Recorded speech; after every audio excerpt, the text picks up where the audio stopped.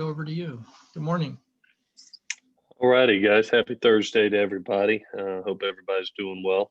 Been a good week of preparation for our kids. Been really proud of them. It's a busy time for them. A little bit different than we're normally used to in November with the semester.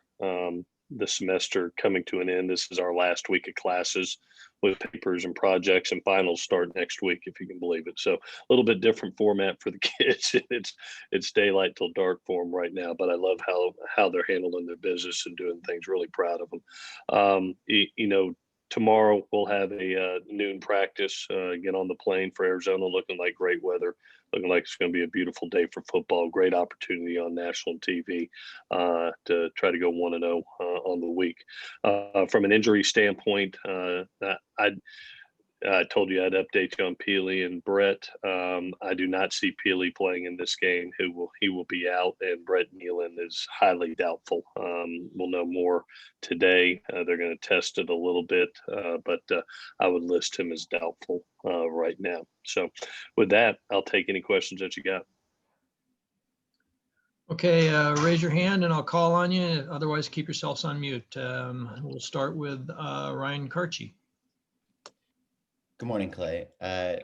With Brett out, I know you talked about your confidence in Justin Dietich, but can you talk a little bit more about what you saw from him to convince you that he's kind of that next guy up? Yeah, definitely. If you remember Justin coming out of high school, I think he was ranked number one center in the country. I mean, more than capable, more than skillful. Typical of USC. You have multiple good players at position that provides competition, and competition raises the levels and standards of everybody. What I'm appreciative of Justin, and we said it in our team meeting on Monday, reviewing the game, was, what an unselfish teammate that he is, to practice every week like he's the starter, prepare like you're a starter, not knowing when your opportunity is going to come, and then to go in that game and not miss a beat at a very critical time in the game when we're fighting to come back, just speaks to the type of player he is, the type of pro he is as far as his preparation. And there's no doubt in our mind we won't skip it. We won't skip a beat. He just happens to be a year younger than Brett, and they were in a fierce competition where Brett won it out. He didn't sulk. He didn't pout. Didn't feel sorry for himself. He just kept on training, improving, and preparing for his opportunity. And here it is against Arizona as a starter. And then I'm happy for him. He's been one of the not only great teammates but great leaders of our team, even in a backup position. He's been that for us. So usually your center is the rock of your offensive line, and we just happen to have two bowling ball rocks. They look like twin brothers, to be honest with you, between Brett and Justin. You basically get twins out there. So proud for Justin. He's been looking forward to this opportunity. I know he'll do a great job. No, obviously you guys have talked about the importance of offensive line chemistry before, and you only got 1 week under your belt with that configuration of offensive line. Being that it's the center position, do you worry at all about chemistry up front, or being that Justin's gotten so much reps, maybe that doesn't matter as much? Well, Ryan, we practice for every scenario, and I appreciate Drev and Graham, because what they did is they mixed Justin in with the ones during camp. He ran with the ones some. So I don't see the chemistry. I think that's why you saw it go so well in the game. He's been in there. I mean, he's been in that first string huddle.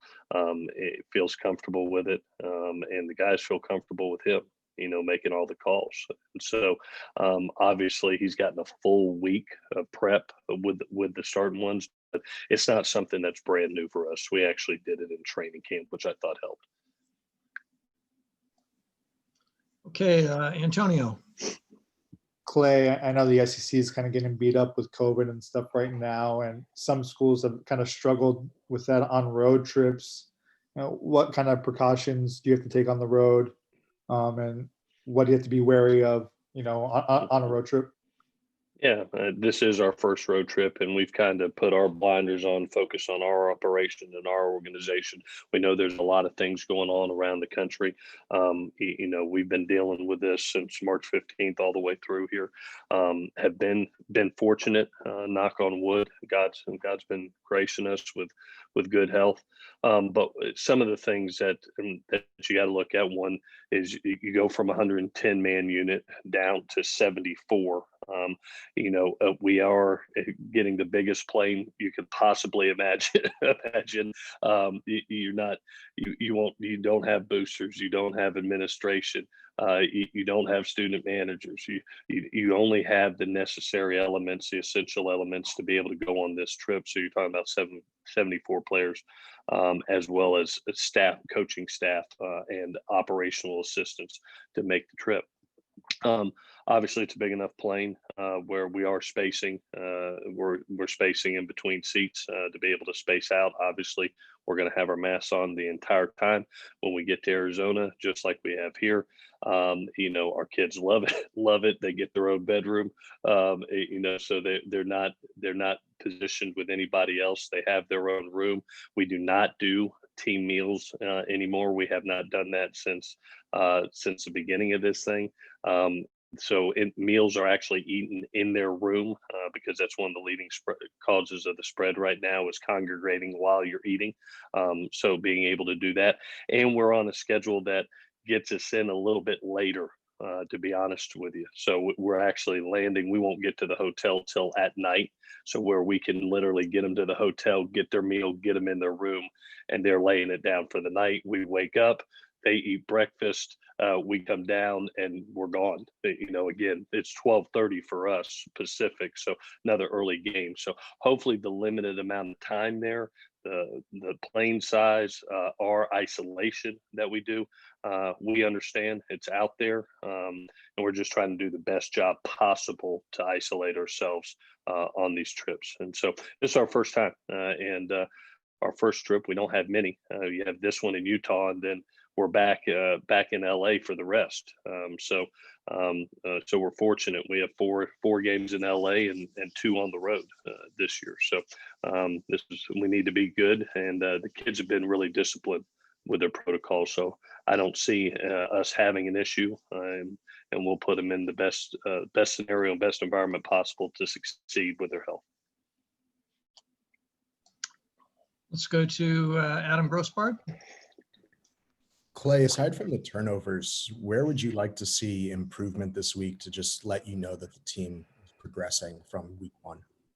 Yeah, I think if you go by phase, offensively for me, we've stressed the importance. We're playing a high tempo offense on the other side, an offense that can produce a lot of plays. And when that happens, you have to be great on third down. We were not where our standard normally is for that opening ball game. Made a lot of yards. Had to go for it on fourth a bunch to continue to get drives moving. Our big point of emphasis, and we worked it all day yesterday, was third downs, and hopefully being able to be more successful than we were in game one. And then you stress the other part, Adam, is keeping the ball. I know our offense is always going to be able to move the ball. That's been something with our playmakers we've been able to do. It's really about not getting stopped via turnover, via third down, or via penalty. They were decent with penalties in the opening game offensively. Defensive wise, I think it's going to be imperative, one, to handle the tempo. This will be the fastest tempo team that we play all year, is to be able to handle the tempo. We really didn't get that in game one, Adam, to be honest with you. It was a no huddle offense, but a little bit slower pace. This is going to be a higher pace. And then I am hoping the biggest improvement I see is on the perimeter. We gave up some explosive plays on the perimeter, whether it was quarterback designed runs, which I don't think we'll see in this game, but we did get hit on an RPO, if you saw, for a big play play when Talanoa jumped inside on one instead of holding the force out there. So and bending it back into Zay. So just the fundamentals and the discipline of us doing our job out in the perimeter, especially, that's a huge part of their offense is the RPO game. They don't have a running quarterback per se, but he is elite when it comes to the RPO game outside. Eric McKinney. Hey Clay, did you take anything maybe from Arizona State, or even talking to other coaches about being a road team in the 2020 environment of what you guys get at games now? Yeah, so we have the conference does a good job of, we have all head coach meetings that we're a part of and exchange ideas. They exchange thoughts with us, and part of being on the road is, like I said, the isolation part has really come up about not putting them in areas where they can congregate. Part of that is actually training room too. You usually build a training room while you're down there, and so we're actually assigning times, actual appointments, rather than a herd of people staying in that training room. So it's provided some good thoughts, some good ideas. It's all about isolation, the whole thing, but we do as coaches I've been very appreciative. I think everybody has in this time period. It's not only about, yes, we compete against each other, but we're really leaning on each other. I mean, I've talked to during this time from March to now. I've reached out to Chip. I've reached out to David Shaw. I've reached out to Justin Wilcox, all the guys in California, what we're dealing with. So we lean on each other. We're competitors, but we also know we're taking care of kids, and I think we've done a good job of swapping information. Is there anything about kind of in-game stuff, being the road team in this environment that you were able to take away from being the home team last week? Yeah, one of the things that I think that I'm really appreciative, actually, we talked about it in our meeting, was the increase of size of the sidelines. One, getting everybody off that's not there. Usually, especially at SC, I mean, you have everybody down there on the sidelines usually, and now they've spaced it from 25 to 25 to 15 to 15. That has allowed you to be able to space out more, which I think has been very helpful. I know we have the cardboard cutouts that are down there, but they're not people. So you have more limited people down there. And as I said last week, one of the things that we have to do as a home team, when you carry 110 plus people, we're actually using 2 locker rooms. We're using our John McKay Center locker room for part of our team, and our Coliseum locker room, so we're not putting 110 men in that square footage. So those are some of the things that I'm glad I have a lot smarter people than me helping me out with the logistics of it. But those are some of the things that I think are helping our kids right now, putting them in more a health and safety environment. Ryan Young, you're up. It's been asked before, but what value do you put on margin of victory, style points, quote unquote? Yeah, hopefully you improve each and every week, Ryan. But as you go through this, you've seen about every team. We're each going to have one of those games you're going to have to fight like heck to win. And I mentioned those games that stood out to me with really quality teams. Notre Dame getting in a fist fight with Louisville at their place.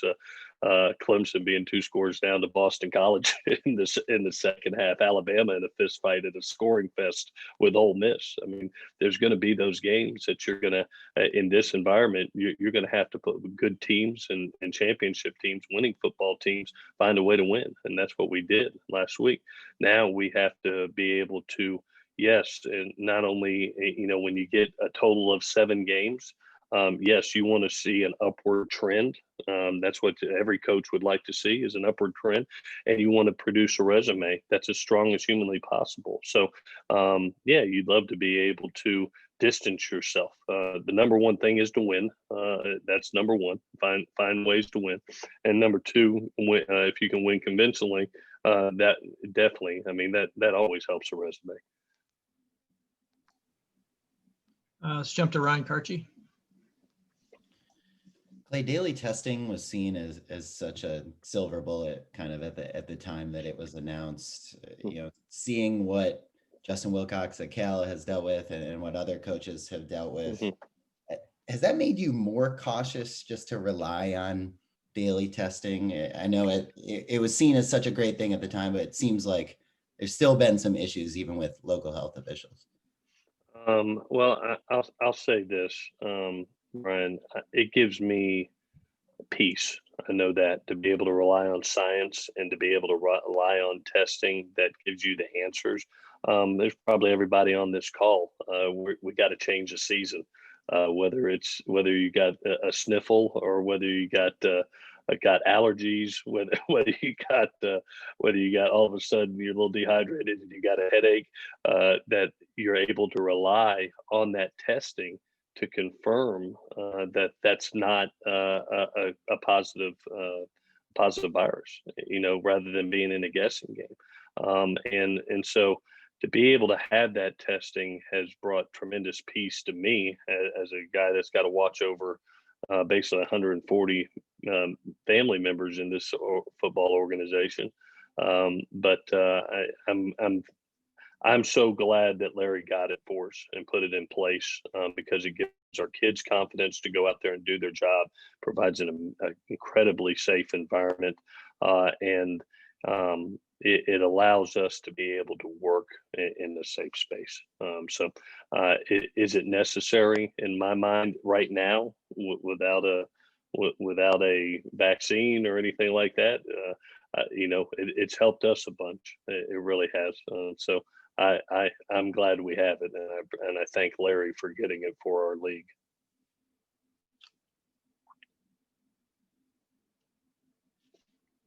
Tim, you're on mute, buddy. Excuse me, sorry. We have a question from James. Hey, Coach, can you hear me? I'm muting myself. Yes, Okay, yes, sir.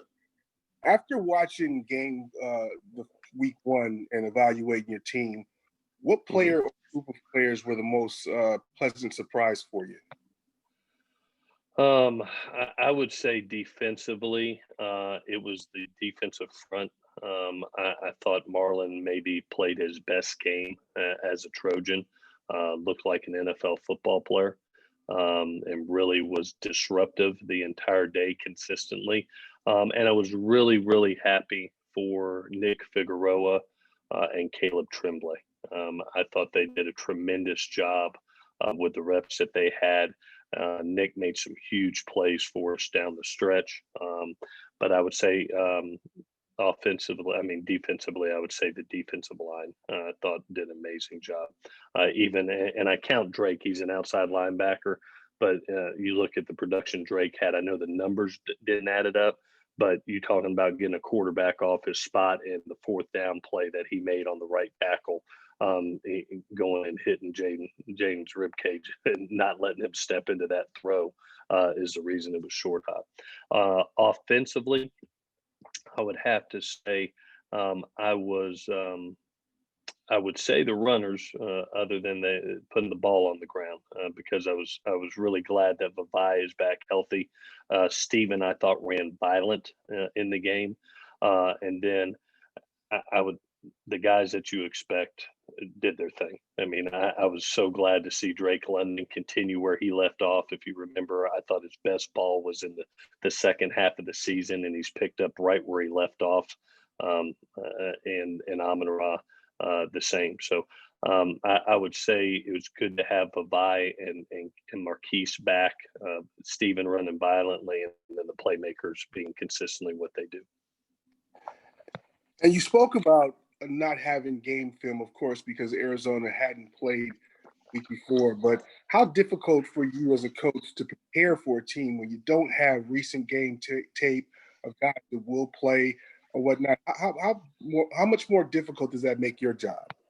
It's hard. I'm not going to lie to you. I mean, you always, any battle that you go into, I think even a military battle, they have reconnaissance that goes in, and you get a picture of what's going on and where you're at. It ups your level of being able to make in-game adjustments, and I thought Graham did that successfully. I thought obviously, we had a little bit easier time, I think, defensively, because we knew it was going to be more of the Boise State offense from last year. We were able to see that. This week's going into week 2 of not really knowing defensively what they're going to do. We're looking at Arkansas tape the last time Coach Rhodes has coordinated in 2017. But again, we're going to have to be very communicative, be able to identify, adjust, and communicate to our players where we're headed to. Their offense is going to be similar as last year. So this is the second game in a row. We don't know the defense. It may be a third next week versus Utah. Hopefully, I'm hoping, I got fingers crossed, Utah gets to play this week. Then But yeah, it's always harder if you go in blind. It means you got to be a great execution based offense and do what you do and do what you believe in and do what your kids are good at. Even the last play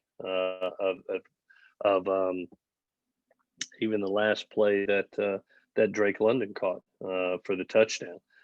That was a play that we could do blindfolded, and Keaton would know where they're at. We relied on what we do really well, and that particular play got called 8 times in the game because we know it. Keaton's successful at it, and he executed it extremely well each time, and great when it mattered the most. So we'll lean on what we do and not try to trick anybody, but be execution based. Any concerns going into this week? Yeah, like I said earlier, it's hard to simulate tempo. You try the best you can in practice. We actually did at the end of practice bring our offense over yesterday and to simulate, because usually you're running off cards to get the specific plays. But at the end of practice yesterday, we put spread personnel out and just went as fast as we could for our defense. Not necessarily the exact plays, maybe that Arizona runs, but just to be able to communicate, line up, and be able to see tempo and be able to get used to that. Let's go one last question for Adam Grossbard now, please. Yeah, Clay, you mentioned the pregame, split locker room situation, but what is the situation at halftime? It's still those that are outside of the locker room. We try to communicate as well as we can. There's actually a tent that has been made outside the locker room. I'm glad it was there last week because of the rain, but you're trying to communicate all ends as you can with the outside group and the inside group, so try to keep them separated as much as we can. It'll be a little bit different arena in Arizona. Remember, each county is different based on rules and regulations. We're just trying to follow LA County's regulations to the T, and making sure that we're following all health and safety protocols. So it's different. We've even spaced out the coaches' locker rooms, and we adjusted the old equipment room has now become a second coaches' locker room also. So just trying to find as much space as we can so we don't overpopulate any one room. Okay, Clay, thank you very much for joining us. I appreciate the media being here. A reminder to the media, today at 1 o'clock, we have Andy Enfield and Ethan Anderson on the Pac-12 basketball media day, so tune into that. And as I mentioned yesterday, we will not do our basketball presser tomorrow because we're doing this today. So with that, Clay, have a great rest of the day. Media, you also, and we'll see you. All right, guys. See you Saturday. Take care.